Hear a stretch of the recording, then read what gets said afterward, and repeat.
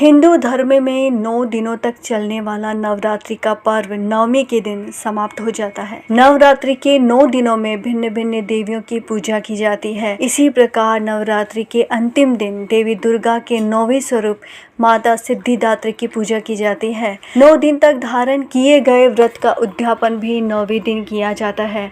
माता सिद्धिदात्री की पूजन, कथा, भोग इत्यादि करके कन्याओं को अपने घर बुलाकर भोजन करवाया जाता है। माना जाता है कि नवरात्रि के अंतिम दिन कन्याओं को भोजन कराने से माता रानी स्वयं कन्या के रूप में घर में पधारती है तथा भक्त का घर सुख समृद्धि से भर जाता है। माँ सिद्धिदात्री का अर्थ है सिद्धियां प्रदान करने वाली। माँ सिद्धिदात्री अपने भक्तों को 8 प्रकार की सिद्धियां अणिमा, महिमा, गरिमा, लघिमा, प्राप्ति, प्रकाम्य, इशिप्त और वशित्व प्रदान करने वाली देवी मानी जाती है। कथा के अनुसार सृष्टि की रचना के प्रारंभ में भगवान विष्णु ने ब्रह्मा और शिव के साथ मिलकर देवी शक्ति की उपासना की।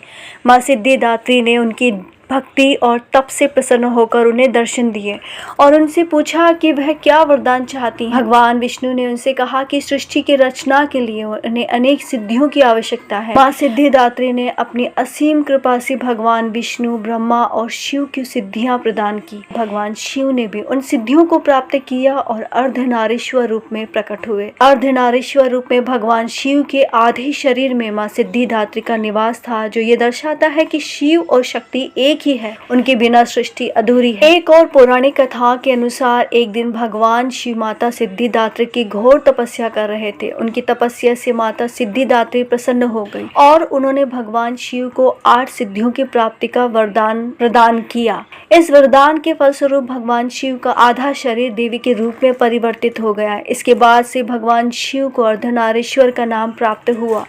शिव जी का यह रूप संपूर्ण ब्रह्मांड में पूजनीय है। धरती पर अनेकों राक्षसों का जन्म होने लगा था। ऋषि मुनियों तथा सज्जन लोगों का निवास करना मुश्किल हो रहा था। इसी बीच जब पृथ्वी पर महिषासुर नामक दैत्य के अत्याचारों की अति हो गई थी, तब उस दानव के अंत हेतु सभी देवतागण भगवान शिव तथा विष्णु जी से सहायता लेने पहुंचे। उस दानव के अंत के लिए सभी देवताओं ने तेज उत्पन्न किया, जिसके जरिए माता सिद्धिदात्री उत्पन्न हुई।